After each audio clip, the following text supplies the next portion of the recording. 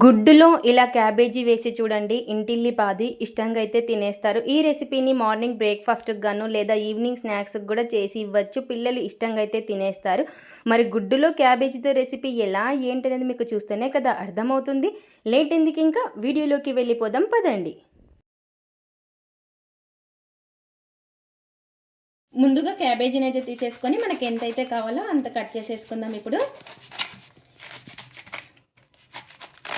ఇలా ఈ విధంగా కొంచెం అయితే ఒక హాఫ్ అయితే తీసుకుంటున్నాను నేను వచ్చేసి. ఇలా తీసుకున్న దాన్ని ఇప్పుడు చిన్న చిన్నగా కట్ చేసేసుకుందాము. ఇలా ఈ విధంగా చిన్న చిన్నగా కట్ చేసేసుకోవాలి.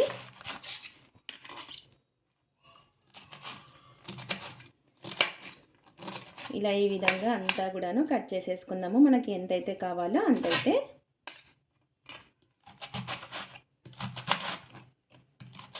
ఇలా ఈ విధంగా కట్ చేసి పెట్టేసుకున్న తర్వాత ఒక 2 ఎగ్స్ అయితే తీసుకున్నాను చూడండి. ఇక్కడ వచ్చేసి ఇలా 2 ఎగ్స్ని అయితే తీసేసుకొని ఈ ఎగ్స్ని కొద్దిసేపు పక్కనైతే పెట్టేసుకుందాము. ఇలా క్యాబేజీని బాగా ఒక 2-3 సార్లు బాగా వాష్ చేసేసుకోవాలి. ఇలా కడిగి పెట్టేసుకున్న తర్వాత ఒక కడాయి అయితే పెట్టేసుకొని అందులోకి కొంచెం నూనె అయితే వేసుకోవాలి. ఇలా నూనె అయితే వేసేసుకున్న తర్వాత నూనె బాగా వేడెక్కిన తర్వాత ఇందులోకి ఇలా పొడుగ్గా కట్ చేసి పెట్టేసుకున్న ఆనియన్స్ని వేసేసుకోవాలి. అలాగే మనం కడిగి పెట్టేసుకున్నాం కదా, ఈ క్యాబేజీని కూడా వేసేసుకోవాలి. మీడియం ఫ్లేమ్లో పెట్టేసుకొని ఒక 2 నిమిషాలు మగ్గించుకోవాలి. బాగా కలిపేసుకున్నాము అంతా కూడాను. ఇది కొంచెం మెత్తబడే వరకు మగ్గించేస్తున్నాము.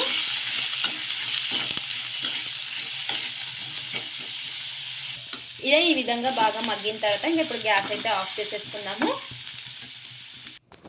ఇప్పుడు వేరొక బౌల్ అయితే తీసుకొని అందులోకి ఎగ్స్ని అయితే వేసుకోవాలి. ఇలా ఎగ్స్ని అయితే ఒక 2 అయితే తీసుకుంటున్నాను నేను. ఒకవేళ క్యాబేజీ ఎక్కువ తీసుకున్నట్లయితే ఎగ్స్ని ఎక్కువైతే వేసుకోవచ్చు. ఇలా ఈ విధంగా ఒక 2 గుడ్లను అయితే వేసుకొని బాగా కలిపేసుకుందాము. ఇందులోకి రుచికి సరిపడినంత ఉప్పు, అలాగే కారం కొద్దిగా, కొంచెం పసుపు, అలాగే పచ్చిమిర్చి, కొద్దిగా ధనియాల పొడి. ఇప్పుడు ఇవన్నీ కూడాను బాగా కలిపేసుకుందాము కలిసేలాగా.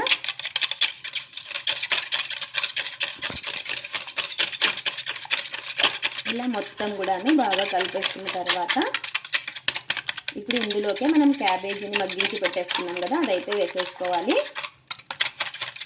ఇలా ఈ విధంగా బాగా కలిపేసుకొని ఇప్పుడు ఈ క్యాబేజీ ఆనియన్స్ని అయితే వేసేసుకుందాము. మీరు కావాలంటే ఇంకా క్యారెట్ తురుము కూడా వేసుకోవచ్చు. ఇలా ఈ విధంగా ఇలా క్యాబేజీ కూడా వేసుకొని మొత్తం ఒకసారి ఈ విధంగా బాగా కలిపేసుకుందాము.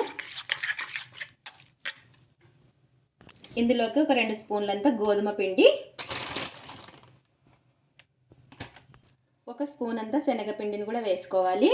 ఇలా వేసుకొని మొత్తం కూడాను బాగా కలిపేసుకుందాము. ఎక్కడ కూడా ఉండలనేది లేకుండా ఈ పిండి మొత్తం ఇందులో కలిసేలాగా కలిపేసుకోవాలి.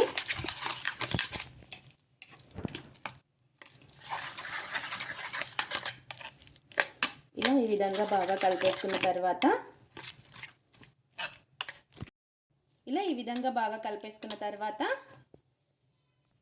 ఒక ప్యాన్ అయితే పెట్టేసుకొని ఈ విధంగా కొంచెం నూనె అనేది వేసేసుకోవాలి.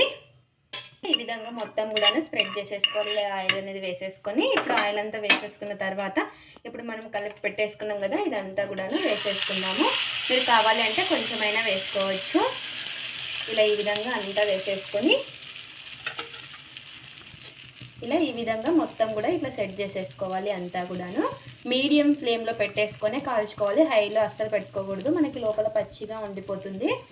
ఇలా ఈ విధంగా మొత్తం కూడా ఇలా స్ప్రెడ్ చేసేసుకొని ఇప్పుడు ఒక ప్లేట్ అయితే పెట్టేసుకుందాము. ఇలా ఒక ప్లేట్ అయితే పెట్టేసుకుందాం. ఇంకా ఇలా ఒక సైడ్ బాగా కాలిన తర్వాత ఇంకో సైడ్ అయితే తిప్పేసుకుందాము. ఇలా ఒక ప్లేట్ అయితే పెట్టేసుకొని ఇప్పుడు దీనిపైన ఇలా ప్లేట్ పైన వేసుకొని ఇలా తిప్పేసుకొని ఇప్పుడు ఇటు సైడ్ కూడా వేసేసుకుందాము. ఈ విధంగా ఇలా ప్లేట్తో తిప్పేసుకున్న తర్వాత ఇటు సైడ్ కూడా బాగా కాలనిద్దాము. ఇలా ఇంకా ఇటు సైడ్ కూడా బాగా కాలిన తర్వాత ఇంకా తీసేసుకోవడమే. ఇలా రెండు వైపులా బాగా కాలిన తర్వాత చూసారు కదా ఎంత కలర్ఫుల్గా ఎంత బాగుందో. ఇప్పుడు ఒక ప్లేట్లోకి అయితే తీసేసుకుందాం. ఇంకా ఇలా ఈ విధంగా ప్లేట్లో అయితే తీసి పెట్టేసుకుందాం. ఇంకా ఎంతో టేస్టీగా ఉండే క్యాబేజీ గుడ్లతో అయితే కొత్త రెసిపీ రెడీ అయిపోయింది. మీరు కూడా ఒకసారి ఈ విధంగా ట్రై చేయండి. ఇది మార్నింగ్ బ్రేక్ఫాస్ట్ కానీ లేదా ఈవినింగ్ స్నాక్స్ కూడా చేసి ఇవ్వచ్చు. పిల్లలకి ఇష్టంగా అయితే తినేస్తారు. చూసారు కదా, చూస్తుంటేనే నోరూరిపోతుంది. ఇది ఫ్రెండ్స్ ఇవాళ వీడియో. మా వీడియోస్ కనుక మీకు నచ్చినట్టయితే లైక్ చేయండి, షేర్ చేయండి, కామెంట్ చేయండి, సబ్స్క్రైబ్ చేసుకోండి. స్కిప్ చేయకుండా పూర్తి వీడియో చూడండి.